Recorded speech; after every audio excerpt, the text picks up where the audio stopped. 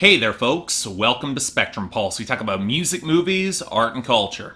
And today we're going to be talking about the self-titled debut album from Dua Lipa. Well, it's about time this finally got released. And while I don't often claim to be ahead of the curve, especially when it comes to modern pop music, I can definitely say I was in this case. I was covering Dua Lipa on World Hit months, if not over a year ago on Billboard Breakdown. And while I knew her throatier tones and poise would make her a natural fit for the Europop market, I wasn't really expecting her to cross over into the US. But then, blow your mind, Moi hit the Hot 100 and did okay, and Martin Garrix brought her on board to Scared to Be Lonely, which did okay, and the clock was set on that major label debut, which has been in development since early 2015. And I gotta be honest, I had a hard time setting expectations for this as a debut album. Be the one, it is still a terrific pop song that I really like. I'm happy it's here, but it's also one of 6 singles that Dua Lipa released trying to give this album some traction. And from the nearly 24 producers and songwriters backing her up, I had the uneasy feeling that this was a record that might have been too long in development, maybe even overworked. Props to Dua Lipa for having some writing credits on every song, ironically except Be the One. But at the same time, would this be the jump-off point for crossover success stateside? Or would Dua Lipa fall into the list of so many good but not quite great pop debut albums that often become forgotten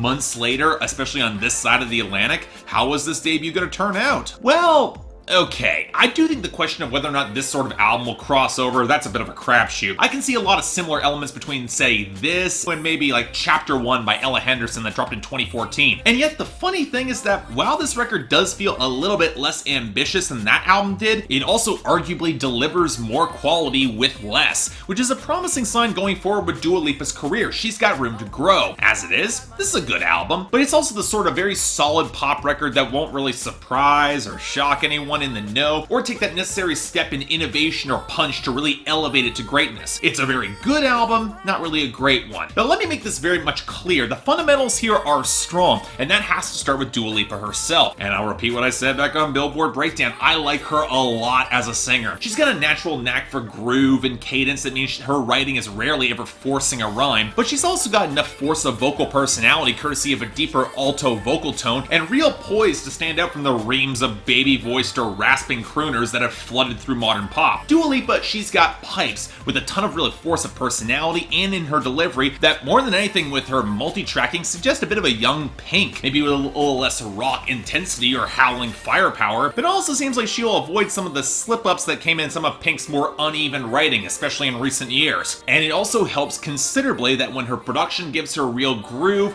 Dua Lipa can latch on and just ride it. I've already talked about how damn sweeping and infectious Be the One is. The song is still excellent with its synth melodies and its watery rollick that really works for me. But when the record picks up a significant bass line like the tropical touches on Begging and Genesis, or the thrumming house intensity of Hotter Than Hell, you at least get the impression that there's going to be a fair few EDM producers in the mainstream who will be drawing on Dua Lipa for hooks beyond just Martin Garrix. He's just ahead of a curve. Then there's her collaboration with Miguel, Lost in Your Light, where, yes, I'm not exactly thrilled with the bridge with the blocky, trap-influenced slowdown against the swirling gallop of the original groove, but as an excuse to bring in a real guitar to return to the main groove, it's a damn solid choice, and she and Miguel actually have some pretty damn good chemistry. Hell, when this record tilts back towards more guitar-driven territory like I Don't Give a Fuck and the lingering smolder of Thinking About You, they could very easily be slotted as mid-tempo, mid-tier Pink tracks. And while I'm not quite convinced that Dua Lipa has the subtlety just yet to nail a more restrained piano ballad, opposite Chris Martin of Coldplay on Homesick, the closing track, she does a remarkable job. It's a great way to close off the album. Now, if I was to criticize the production here, well, I could nitpick at points like the filters piled onto the vocal breakdown of New Rules that just weren't my thing, and a couple instances of the chipmunk voice that don't need to be here. But I think my larger complaint is that the record can feel, well, a little too overworked, a little polished, a little safe. Dua Lipa, she's got the personality to ride production that's got a little bit more edge and intensity, and I really wish we had gotten some of that. Hell, most of the mix depth is already there. I just want some bite to back it up, which takes us to the lyrics. Now, there seems to be 2 main modes in the writing on this album, and let me preface all this by saying that in terms of the actual poetic composition, pretty damn solid, with the only real forced rhyme coming on Garden, which, yes, is one of the weaker songs. But of the 2 molds that Dua Lipa has, the whole alpha female pop star capable of easily holding the attention of any guy for as long as she personally needs, and then the heartbroken girl frequently begging to be taken back, they do lead to a little bit of whiplash coming in from song to song, psalm help you get a variant of that dichotomy of blow your mind moi, and while the kiss off still